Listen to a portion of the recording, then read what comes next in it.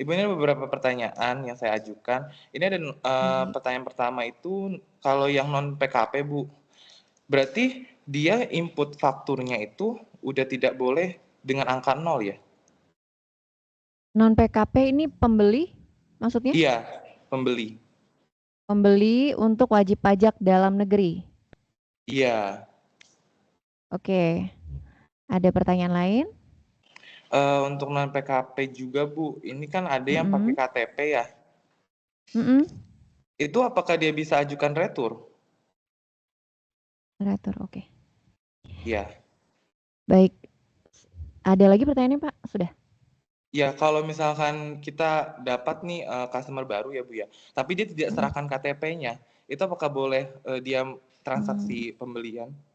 Untuk pertanyaan pertama, apakah Mm-mm. identitas yang dicantumkan pada faktur pajak untuk WPOP non NPWP ya? Non PKP, iya, non PKP kan ini maksudnya, Pak? Atau non Iya, NPWP? non PKP, Bu. Non PKP. Non PKP. Iya. Oke. Ya, asumsinya ada dua ya Pak ya. Dia Mm-mm. punya NPWP. Kalau dia Mm-mm. punya NPWP, maka dicantumkan NPWP 15 digitnya. Berikutnya, Mm-mm. apabila dia tidak punya NPWP, maka ini kan Bapak bukan pedagang eceran ya Pak ya, bukan termasuk pedagang Iya, eceran. bukan. Pedagang eceran itu di apa konsumen Bapak itu merupakan konsumen akhir. Kalau ini bukan ya Pak ya. Nah, Iya, jadi kalau bukan. kan Bapak kan harus terbit faktur pajak ya. Faktur pajak diterbitkan Mm-mm. dengan identitas NIK. Kalau untuk orang Kalau pribadi orang dalam pribadi negeri. dalam negeri. Nah, ada lagi Pak transaksinya itu dengan WPOP juga, cuma bukan subjek pajak dalam negeri. Maka identitas yang tercantum dalam faktur pajaknya adalah nomor paspor, begitu ya Mbak ya? Ya, betul. Ya.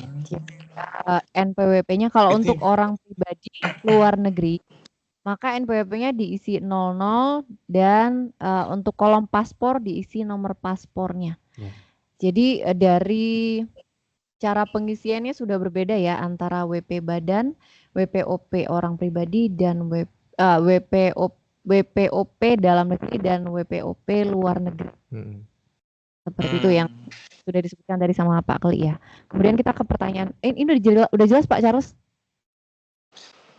berarti yang untuk yang diisi bagian yang 00 itu hanya untuk yang luar negeri ya? Betul. Ya, luar negeri. Betul. Saat Ini Oh, berarti yang kalau si manual di e-faktur 4.0 itu hanya ada 3 kolom ya, tiga field identitas. Yang pertama ya. NPWP, berikutnya adalah nomor paspor dan nama. Itu kalau input manual, Pak. Pada kenyataannya sih banyak pajak sekarang inputnya banyak kan pakai CSV.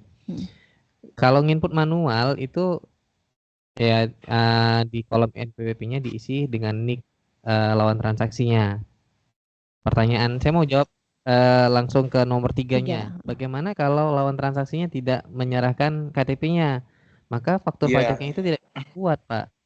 Faktur pajaknya harus ada identitas pembeli.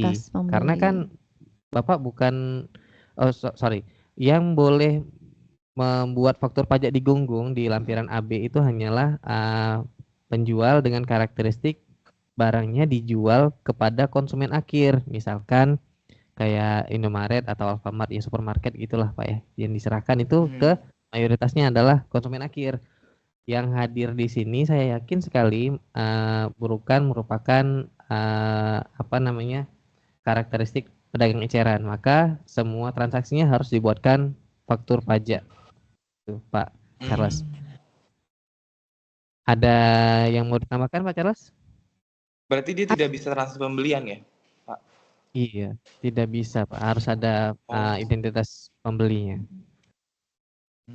Ya, jadi tidak bisa dibuatkan faktur ya. Untuk nomor 2, apakah untuk transaksi dengan non PKP bisa dilakukan retur? Iya. Ya, ini tentu saja bisa ya Pak Charles karena ya seperti berlaku pada transaksi pada umumnya. Transaksi pada umumnya. Karena kan ini kita mengikatnya di NPWP ya faktur ini pada saat dia bisa diterbitkan faktur pajak yang valid gitu ya, maka apabila ada barang yang tidak sesuai tentu saja bisa dilakukan retur. Itu karena tadi isunya kan hanya kalau untuk yang belum dipadankan itu tidak bisa dikreditkan ya. Iya, tidak bisa dikreditkan. Bukan tidak bisa Iya. diretro. Retro tetap bisa, Pak. Berarti mau nggak mau untuk transaksi barunya ini dia harus menyerahkan NIK ya Bu ya? Betul, karena memang sudah diamanatkan undang-undang ya Pak ya bahwa kita transaksinya semuanya di perpajakan akan divalidasi dengan data kependudukan seperti itu. Jadi Oke. kedepannya semuanya akan semua transaksi akan divalidasi. Gitu Pak Charles? Di perusahaan saya ini bergerak di bidang pemilik gedung atau bisa pemilik gedung kan. Nah, jadi di pemilik gedung ini banyak kios-kios yang dimana yang menyewa itu adalah orang pribadi gitu kan, ada orang pribadi. Selama ini di versi 3.0 itu di versi 3.2 ya, faktur desktop yang lama sama seperti pertanyaan Bapak yang tadi itu, kita selalu untuk identitasnya itu selalu memakai nick-nya itu 000, selalu 000 dan selalu ke-upload sukses kan Bu, selalu ke-upload faktur pajaknya sukses. Nah, kemarin kita per tanggal 20, di atas tanggal 20 kita menerbitkan faktur pajak ke orang pribadi juga. Tapi kita memakai nick-nya NPWP ini masih 00, itu bagaimana Bu? Jadi identitasnya itu nama, alamat, sama NPWP itu masih 00 sama NIK-ku itu kosong tanda strip. Apakah ada dampaknya nantinya atau seperti apa, Pak, Ibu? Atau untuk nanti kan di awal Agustus nanti kita juga akan penerbitan invoice penerbitan invoice dan akan menerbitkan faktur pajak juga ke orang pribadi. Nah, itu apakah kita harus untuk NPWP itu harus menggunakan NIK itu memang angka NIK-nya karena memang banyak orang pribadi ini yang belum memiliki NPWP sehingga NPWP-nya itu kita nolkan dulunya gitu kan. Nah, setelah update e-faktur desktop ini versi 4.0 ini itu bagaimana? Kalaupun kita misalnya untuk NPWP-nya itu kita masih buat 000, apakah dampaknya gitu? Apakah ada denda atau konsekuensinya seperti apa, Pak? Bu, mohon pencerahannya. Terima kasih. Ya, terima kasih Bu Pasri. Yang pertama mau saya sampaikan adalah disampaikan dulu Bu, ditanyakan ke lawan transaksinya apakah OP-nya itu PKP atau bukan. Kalau dia PKP, mintakan SKT-nya saja supaya diinput nanti sesuai pasal 3 per 03 tahun 2022. Jadi nanti dia yang diinput adalah NPWP. Berikutnya apabila yang dijawab bahwa dia bukan PKP, maka nggak ada untung, nggak ada ruginya. Jadi PPN yang dipungut nanti cuma bisa dibiayakan sama yang bersangkutan. Tetap harus diinput NIK-nya Bu ya, Bu Pasri ya. Jika Ibu sekarang inputnya itu begini. Di kolom NPWP Ibu ngisinya 000. Di nama diisi nama. Diisi nama, baik. Berarti Ibu isi NPWP-nya 00, NIK-nya diisi nggak Bu? Di strip ya? Di strip. Jadi Karena semuanya sekarang kan 00 semua. Baik. Bisa diupload nggak Bu? Sukses. Faktur Baik. pajak kalau upload sukses. Ya. Betul. Ini Tapi ya. kita sampaikan tadi ya Bu ya, sebetulnya kalau untuk e-faktur 4.0 ini kan sekarang kolomnya paspor ya Bu. Jadi yang Ibu isi strip itu kolom paspor. Kolom paspor. Nggak ada Kalau kolom NIK. bisa diupload, ya itu dianggapnya transaksinya pasti bisa diupload Bu. Tapi transaksi itu dibaca oleh sistem adalah transaksi dengan WPOP luar negeri. Apa efeknya? Efeknya adalah faktur pajaknya dianggap cacat. Kalau faktur pajak dicacat, maka dianggap Ibu tidak menerbitkan faktur pajak. Ibu wajib pajak bisa dikenakan sanksi pasal 14 ayat 4 sebesar 1% dari DPP. Kok lolos begitu pertanyaan berikutnya ya? Ya memang karena di penyerahan PPN ini kan tidak dibatasi ya Bapak ya. ada yang penyerahan kepada WPOP dalam negeri, ada yang kepada luar negeri. Perlakuannya tetap sama, cuma fieldnya aja yang berbeda. Tapi kalau penyerahannya kepada WPOP dalam negeri, maka identitas pembelinya harus tercantum NIK, Ibu. Kemudian namanya nanti harus sesuai dengan IKTP. Jangan ditambahkan dengan misalkan ini nama toko. Kalau ada beberapa wajib pajak, saya lihat di SPT PPN-nya di versi 3.2 Iya, masih bisa menambahkan di-adjust. identitas toko. Nah, saat ini karena langsung terkoneksi dengan data di Dukcapil, maka tidak perlu ditambahkan identitas toko. Sehingga ketika di-upload nanti akan sukses. Kalau ditambahkan nama toko malah nanti gagal upload begitu, Bu Pasri. Berarti harus wajib ya, kalau misalnya dibuat 00 itu faktur pajaknya itu dianggap cacat gitu ya. Jadi Ya. Ya. oke. Jadi sebetulnya ketentuan ini sudah ada di Per 03 tahun 2022 yang diubah dengan Per 11, Ibu. Jadi untuk lawan transaksi orang pribadi itu wajib mencantumkan NIK atau paspor. Jadi kalau di strip pun itu sebetulnya tidak lengkap jadinya fakturnya ya, karena sudah diamanatkan. Jadi ini belum terkait dengan versi yang terbaru ini ya.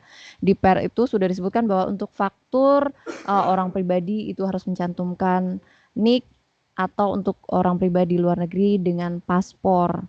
Nah, itu ketentuan pembuatan faktur. Nah, sekarang pada saat sudah diimplementasikan NPWP 16 digit, maka untuk NPWP-OP validasinya adalah dengan NIK.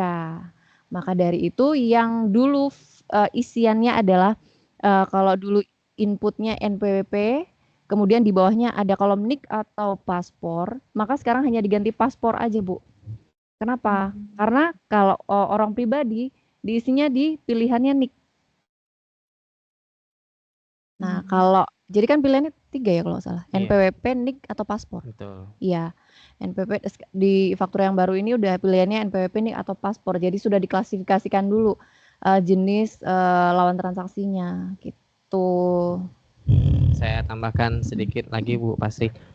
Ketentuan di pencantuman identitas pada faktur pajak itu mengacu kepada pasal 5 Per 03 tahun 2022. Ketentuan materialnya ada di pasal 5. Kemudian sanksinya ada ditegaskan di pasal 31. Pasal 31 ayat 2. Faktur pajak sebagaimana dimaksud pada ayat 1 merupakan faktur pajak yang tidak diisi secara lengkap.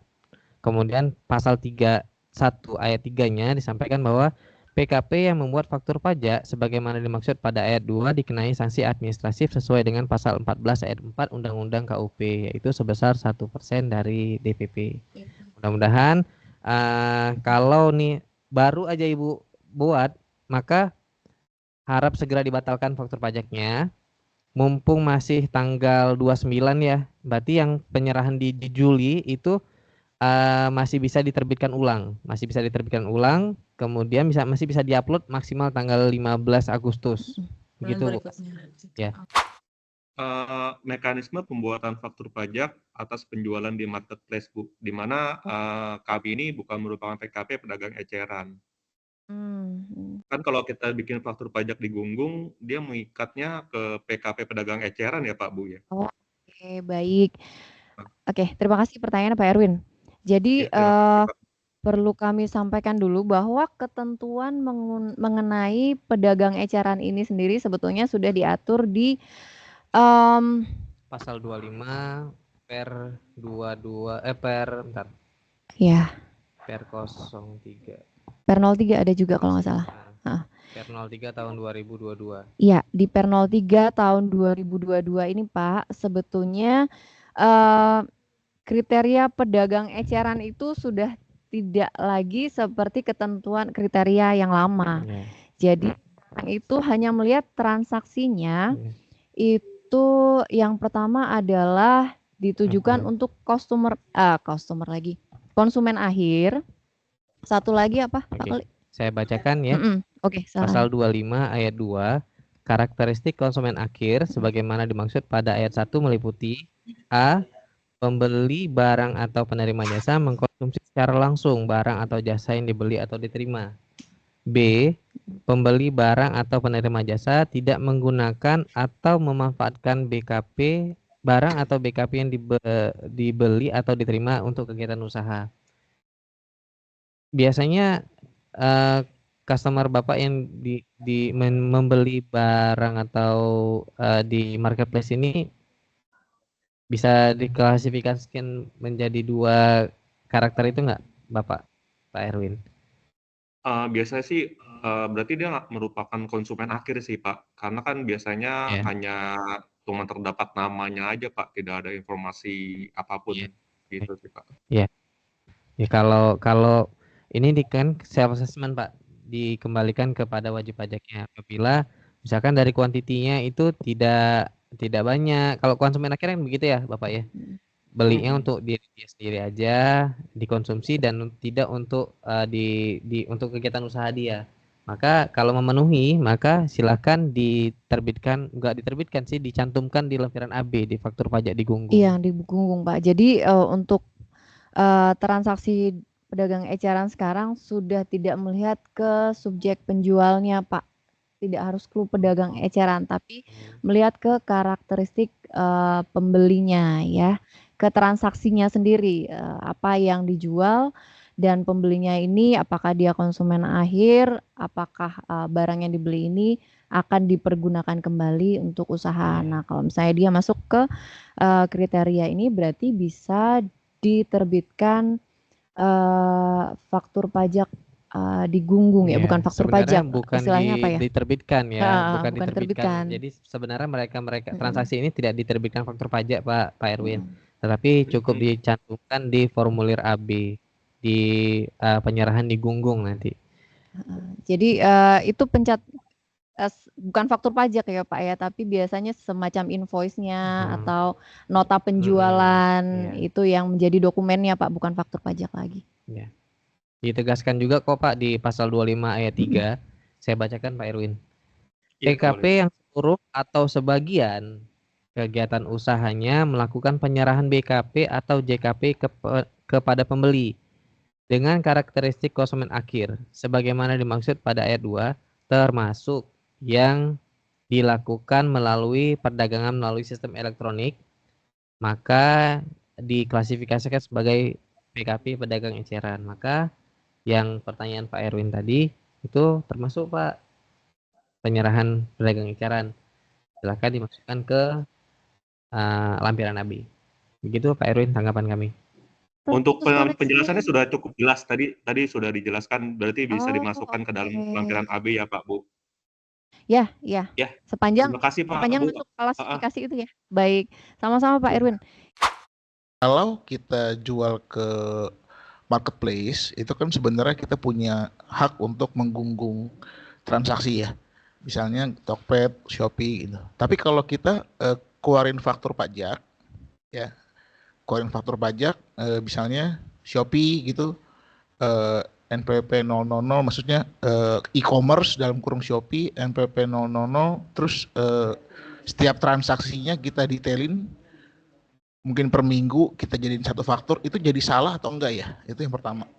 Karena kan memang secara by system e-faktur 4.0 ini masih diperbolehkan, bukan secara by system ya, maksudnya bukan secara regulasi, tapi secara by system masih boleh NPWP 000, NIK juga 000, tetap upload sukses gitu. Itu yang pertama. Yang kedua, apabila customer kita ya tidak mau menyerahkan NIK ataupun NPWP begitu ya, terus kan pasti ada ketentuan denda tuh 1%. Nah, kita kedepannya kan juga misalnya kalau diperiksa segala macam, takutnya juga denda itu jadi ke kita gitu. Kita minta yang untuk yang tidak ada NIK ini kita ada tambahan ekstra 1% seperti itu. Nah, pertanyaan saya adalah tambahan 1%-nya ini kena PPN atau enggak ya? Terima kasih.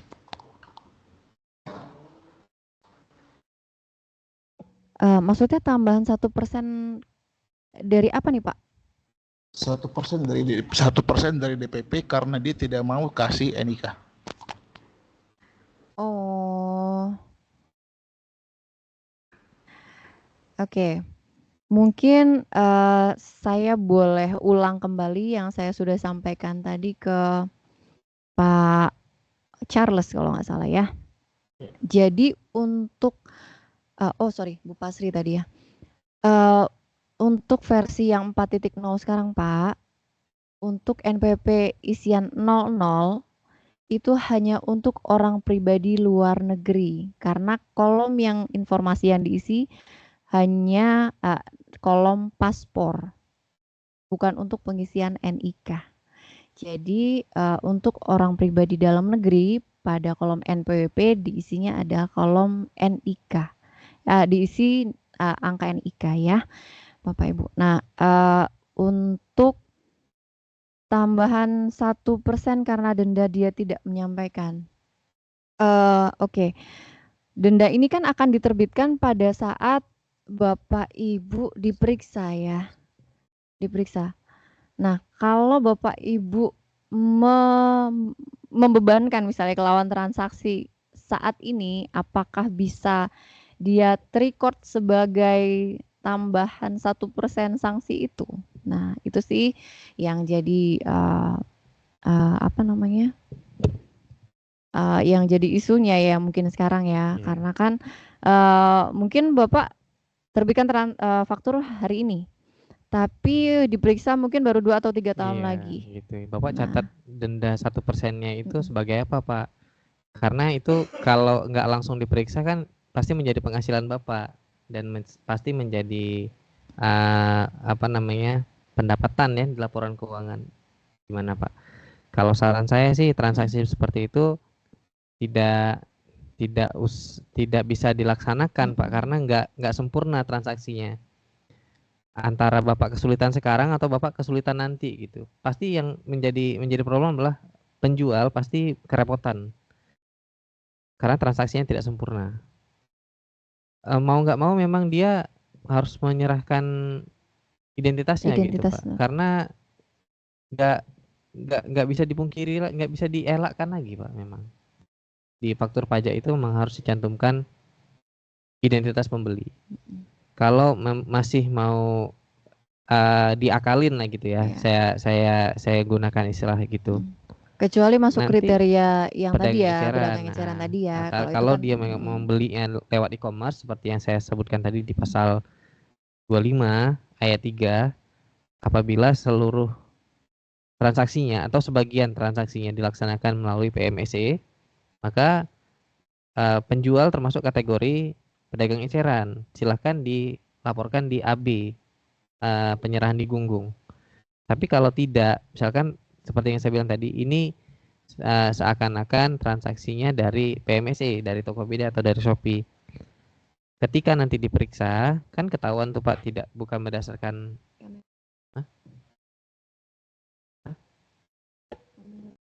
enggak. Ini kamera laptop. Kalau diperiksa kemudian pasti kan ketahuan itu Pak ya. Pak waktu diperiksa itu kan ditanyakan invoice-nya, order per case-nya mana gitu. Kalau memang ternyata bukan dari PMSE, dari apa namanya, dari transaksi offline begitu ya, maka merupakan objek pasal 14 ayat 4 gitu Pak. Gitu tanggapan saya. Jadi kalau kita jual online tapi kita malah terbitin faktur pajak, misalnya e-commerce, Shopee gitu, itu malah salah ya? Iya, malah sebenarnya nggak salah kalau Bapak tahu identitasnya. Misalkan ini yang bersangkutan, tapi kan jarang ya Pak ya, kita di user akun kita di Shopee atau Tokopedia itu kan nggak mencantumkan NPWP ya, atau saya yang nggak tahu kurang informasi ya. Saat ini ya. Kalau misalkan di Tokopedia atau Shopee sekarang sudah mencantumkan kolom NPWP untuk tujuan pembuatan faktur pajak, ya bagus. Bapak silakan gunakan informasi itu untuk menerbitkan faktur pajak. Tapi kalau tidak ada informasinya, saya rasa sebaiknya tidak dibuatkan karena memang peruntukannya bukan untuk seperti itu. Walaupun nanti jadinya kayak pertanyaan Bu Pasri tadi. Pasri. Bu Pasri dibuatkan faktur pajak tapi NPWP-nya 000 tapi salah kolom. Harusnya itu diklasifikasikan sebagai transaksi pada WPOP luar negeri. Malah tadinya Bapak mau aman malah jadi nggak aman karena transaksinya faktur pajak tidak lengkap. Begitu Pak Charles. Oke, terima kasih. Terima kasih. Baik, terima kasih Pak Surya. Izin bertanya Pak, untuk 3 cabang kami ini PT Setra Asia Gemilang itu kan belum melakukan pemusatan pada saat di e-faktur 3.2. Nah, ternyata di 3 cabang kita ini ada beberapa faktur yang tidak sempat terupload. Nah, untuk solusinya ini kayak gimana ya Pak? Apakah kita harus menginput ulang di e-faktur 4.0 melalui NPWP punya sentra pusat atau masing-masing cabang Pak? Terima kasih sebelumnya itu aja Pak. Terima kasih Pak Gian. Pak Gian, ini tadi nama BP-nya apa Pak? Mohon maaf Pak. PT Sentra Asia Sentra Gemilang. Asia Gemilang. Iya, Sentra Asia Gemilang terdaftar di KPP Madya Jawa Utara Pak ya? Iya Pak. Iya Pak ya. Seharusnya sih Pak udah nggak ada cabang yang PKP harusnya Pak. Oh. Harusnya nggak ada Pak. Dari tahun 2021 harusnya nggak boleh cabang itu punya PKP harusnya Pak. Oh, berarti harus pemusatan semua ya Pak? Harus itu Pak. Dari tahun 2021 itu harus semuanya terdaftar di KPP besar, KPP khusus, sama KPP Madya itu wajib untuk pemusatan semuanya Pak di pusat sini ya, jadi di Madya sini. Jadi kalau ada cabang masih ke PKP itu bisa bilang menyalahi aturan Pak. Jadi nanti coba dikomunikasikan dulu dengan AR-nya Pak ya. Oke. AR-nya, soalnya kalau data historis kan kita agak susah lihatnya nih penyuluh nih. Nah coba dikomunikasikan dengan teman AR-nya, AR. Ini harusnya ditutup Pak, yang di PKP itu harusnya ditutup. Jadi nanti teman AR SOP-nya Pak ya, setahu kami itu nanti akan bikin kayak semacam penelitian ya Mas ya. Ada penelitian untuk mencabut PKP-nya yang dari cabang begitu. Jadi mungkin langkah awal itu dulu Pak ya. Coba dicabut dulu PKP-nya gitu ya untuk kedepannya biar lebih lancar gitu. Oke. Baik. Ada yang bisa dibantu lagi Pak Gian selain ini pertanyaannya? Sekarang sih itu aja Pak. Baik. Terima kasih Pak Gian. Terima kasih banyak ya Pak atas jawabannya. Sama-sama Pak Gian. Terima kasih Bu. Silakan Ibu. Ya, jadi kan kayak misalnya dari NIK-nya ini dijadikan NPWP Pak. Lalu kita bisa tahu dari mana NIK ini valid atau enggak gitu. Karena selama ini kita ngecek dari DJP. Terkadang juga bisa tidak valid gitu. Sedangkan di e-faktur kita tuh kadang suka tulisnya namanya kurang lengkap atau NIK-nya tidak valid, harus confirm ke Dukcapil. Sedangkan kan Dukcapil juga mungkin tidak bisa memberikan akses itu gitu loh. Akan membuat bukti potong 21 atau unifikasi, maka ketika menginput NIK dan nama maka harus valid kan begitu ya, terdaftar di Dukcapil. Itu memang benar. Namun untuk yang penerbitan faktur pajak hal ini tidak diperlukan ya, karena tanggung jawab untuk pengkreditan pajak masukan ada di orang pribadi yang bersangkutan. Kita harus tahu dia udah pemadan apa belum, sebenarnya sih nggak perlu sampai ke situ ya, karena itu udah jadi kewajiban masing-masing OP untuk memvalidasi NIK dan NPWP-nya. Kalau ternyata lawan kita belum validasi ya sudah, nggak apa-apa, itu nanti ke bola panasnya ada di lawan kita OP itu. Tidak diperbolehkan untuk melakukan pengkreditan PM-nya yang kita terbitkan, faktur yang kita terbitkan tidak diperbolehkan untuk dikreditkan seperti itu.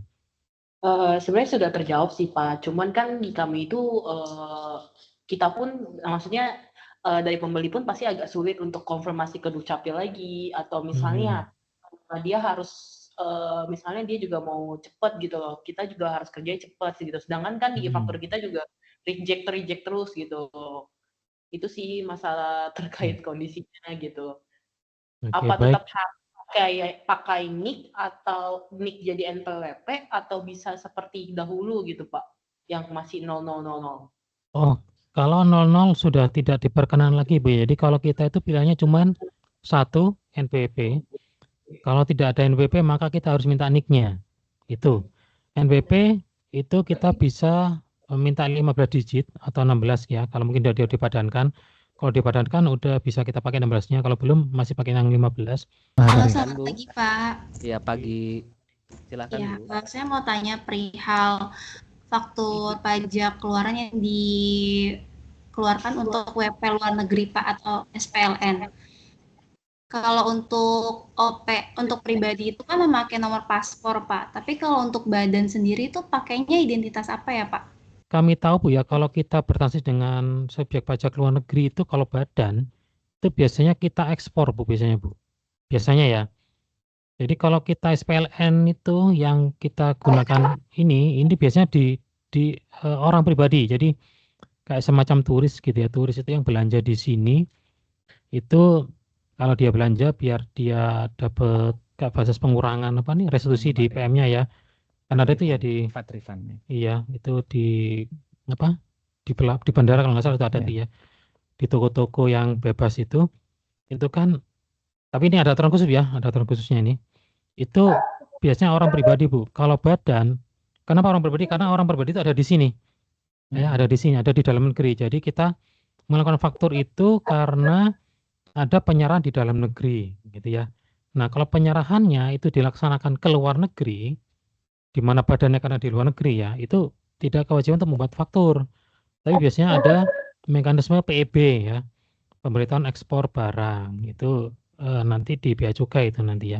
Kalau ekspor barang kita PPN-nya kena tapi 0% ya Mas. Iya, betul. Itu. Jadi kalau ekspor sebenarnya tidak ada penerbitan faktur sebenarnya Bu ya.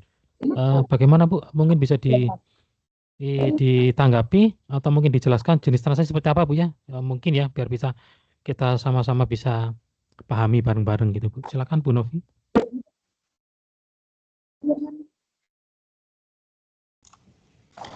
Oke, baik Pak. Jadi untuk yang faktur tersebut cuma hanya untuk subjek aja ya Pak, subjek orang pribadi aja ya Pak ya. Kalau badan memang hanya mengeluarkan PB aja ya. Seperti itu ya Pak ya. Iya, seharusnya begitu. Kalaupun badan itu luar negeri Bu ya. Kalau dia bertransaksi di dalam negeri itu biasanya dia punya BUT Bu. Oke. Punya BUT. Jadi kalaupun kita transaksi dengan BUT maka BUT udah punya NPWP Bu.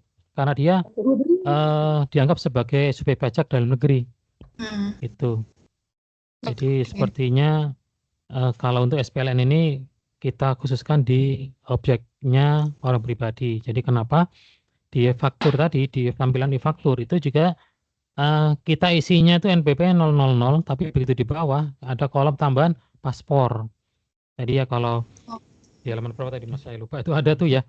Ada kolom paspor yang kita isi itu Bu. Nah, itu yang harus kita minta ke OP-nya. Tapi ini sebenarnya kasus juga ya kalau untuk perusahaan-perusahaan yang ada di Madya Utara seharusnya sih jarang banget kalau untuk dengan OP ini biasanya di toko-toko bebas biasanya sini Bu.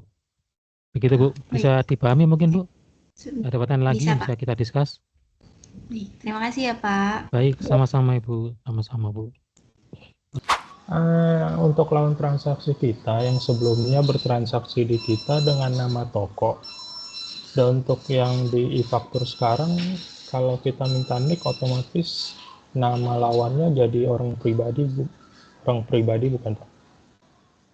Kebiasaan sebelumnya memang begitu ya, nama toko yang dicantumkan di faktur pajak. Nah, kita identifikasi terlebih dahulu lawan kita itu siapa, itu dulu Pak kaidahnya. Jadi apakah lawan transaksi kita itu orang pribadi atau badan? Jika badan maka harus menggunakan NPWP badan kan begitu ya. Nah, ini mungkin tidak ada perbedaan pendapat dalam hal ini. Namun kalau misalkan kita transaksi dengan toko atau warung begitu ya, Bapak tanya dulu, ini toko ini atas nama orang pribadi atau badan. Kadang kan toko itu kan tempat usaha ya Pak ya, tapi yang punya itu ternyata CV, maka dia badan.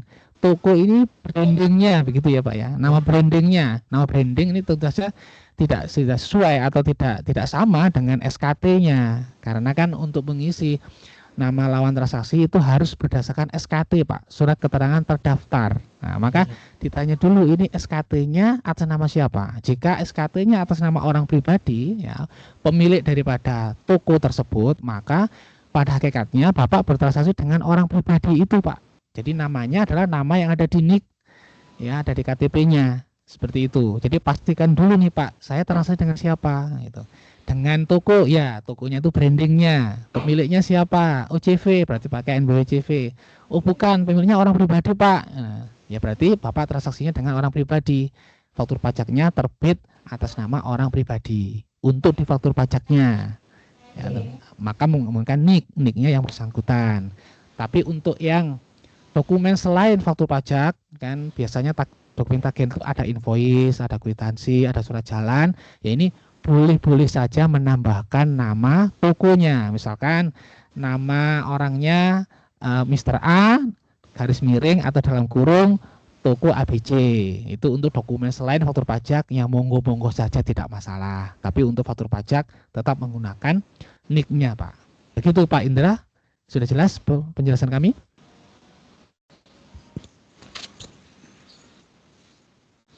Gimana Pak Indra? Maaf, Pak.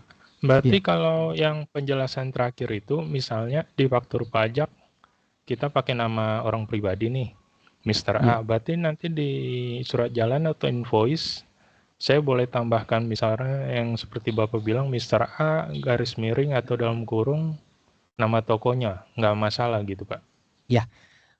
Kalau untuk selain dokumen perpajakan silakan saja Pak ditambahkan. Kadang-kadang kan supaya lebih mengenal gitu Pak ya. Tahunya kan toko ABC nih kok ada Mr. A, kadang-kadang kan kurang familiar. Kalau untuk dokumen selain dokumen perpajakan silakan Pak boleh ditambahkan.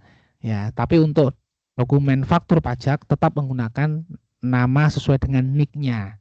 Ya, misalkan untuk yang surat jalan, kwitansi, invoice nanti boleh ditambahkan nama tokonya boleh. Karena selain dokumen perpajakan tidak diatur Pak secara detail seperti itu. Asalkan dokumen tersebut memang dimaksudkan untuk mendampingi faktur pajak yang bersangkutan.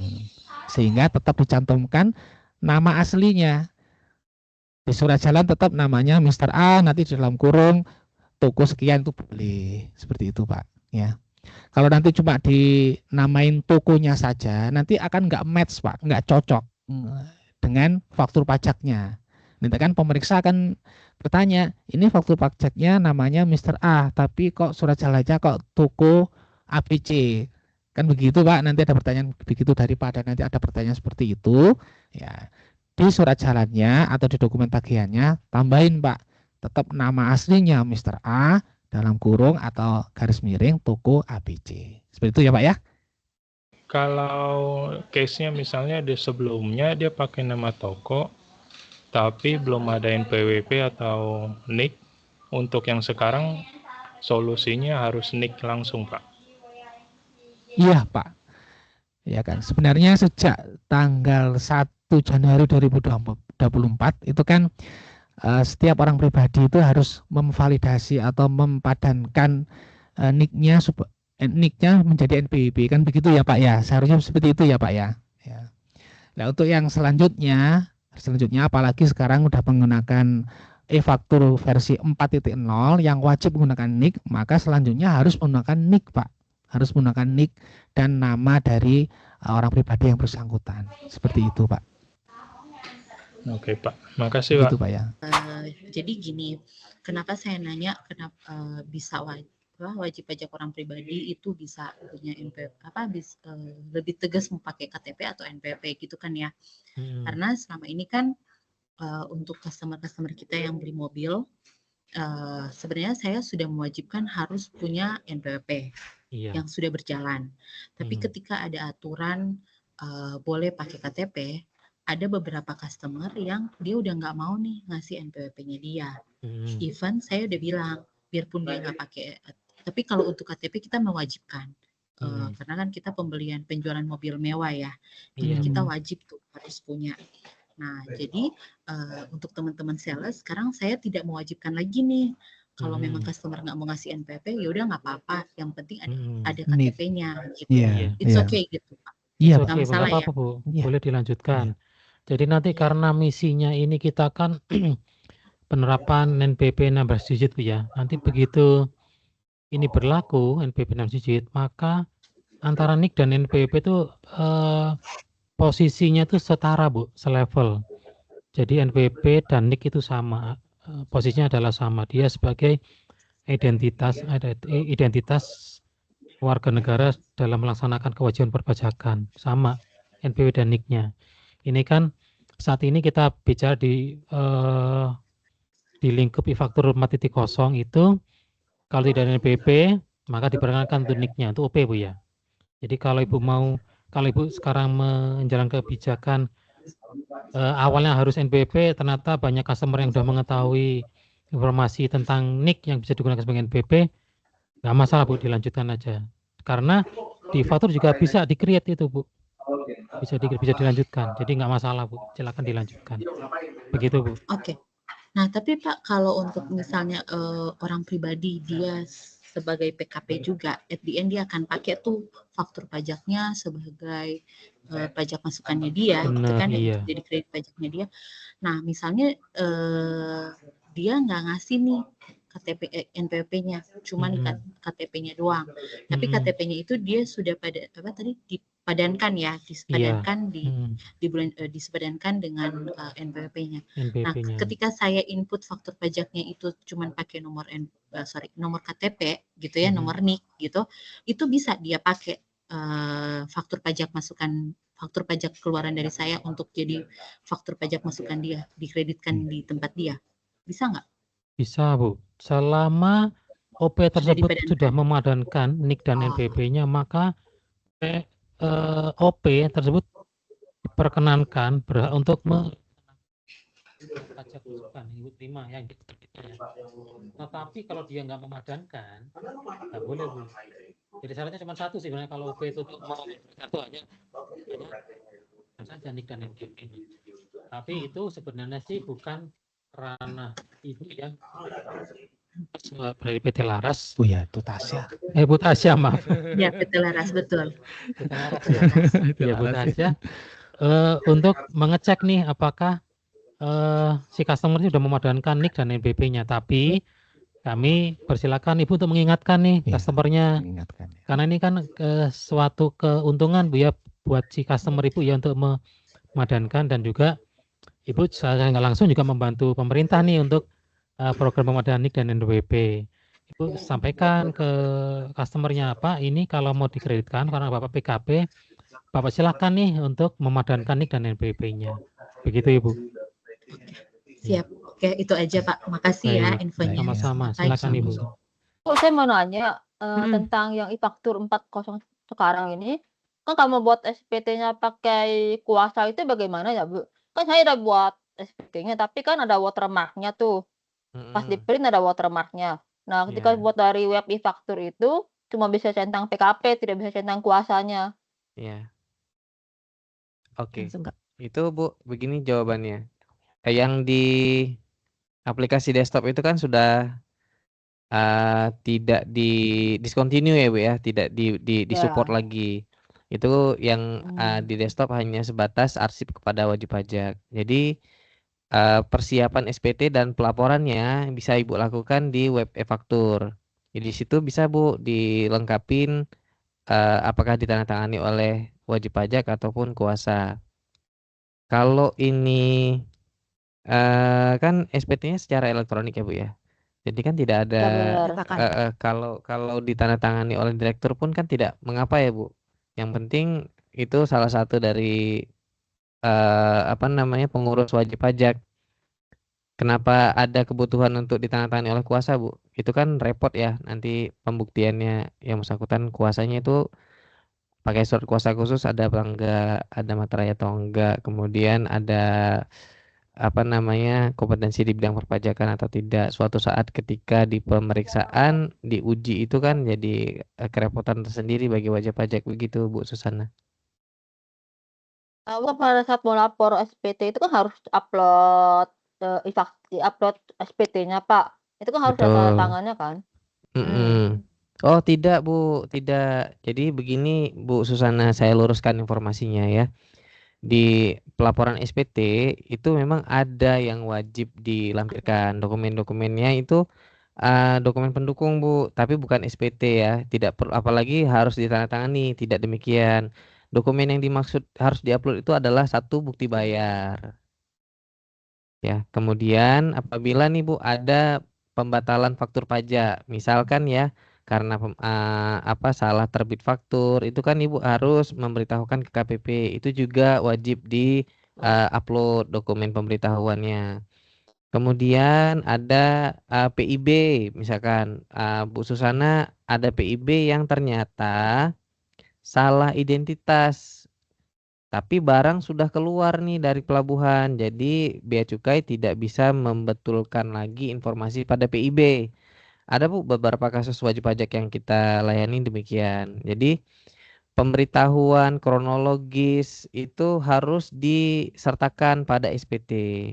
Gitu Bu Susana. Jadi harapannya supaya berikut-berikutnya dokumen SPT yang dari desktop itu tidak perlu lagi di upload ya Bu, begitu Bu. Ini kan lagi kebenaran nih aku lagi mau buat e-faktur. Nah, dia ini nggak ada NPWP. Nah, di situ NPWP-nya apakah kita ganti jadi NIK, Bu?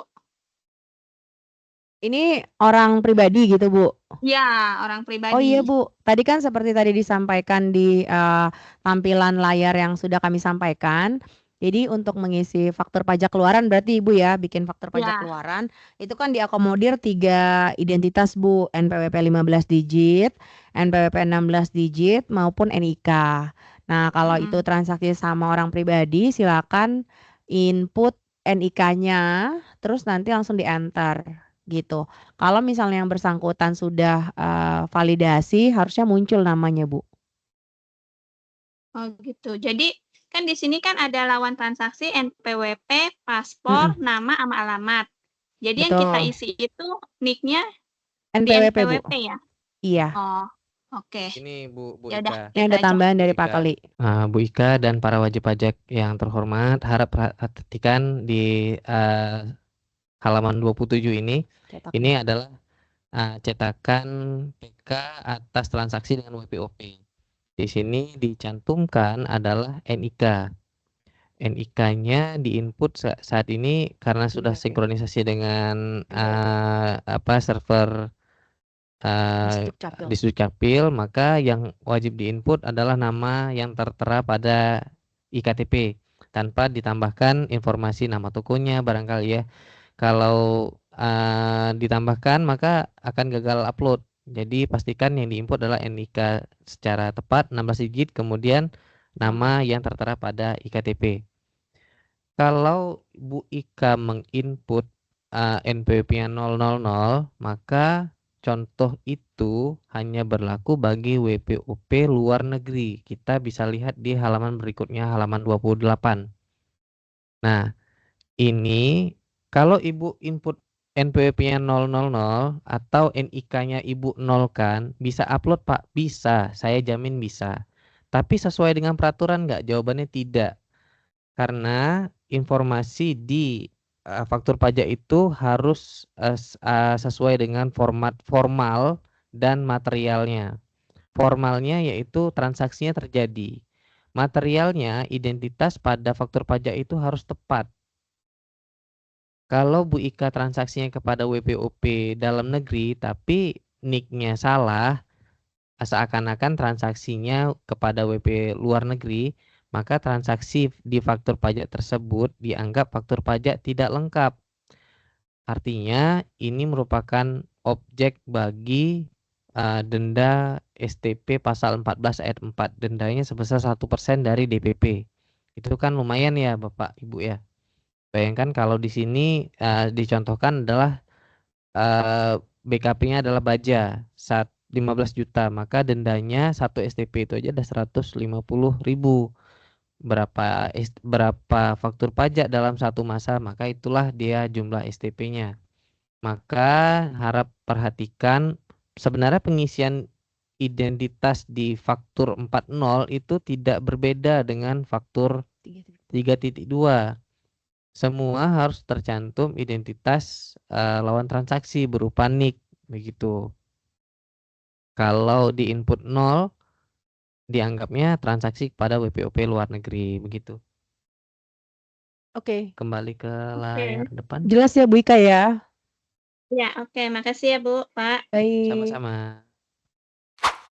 Baik, dengan demikian selesai sudah acara kita pada siang hari ini. Saya sebagai moderator mengucapkan mohon maaf sebesar-besarnya Bapak Ibu apabila ada kesalahan sepanjang jalannya acara dan mengucapkan terima kasih bagi Bapak Ibu wajib pajak yang sudah bersedia meluangkan waktunya mengikuti kegiatan sosialisasi kita pada siang hari ini. Semoga apa yang tadi disampaikan oleh Kak Klik dan Kak Vanita dapat bermanfaat bagi Bapak Ibu dan kita semua.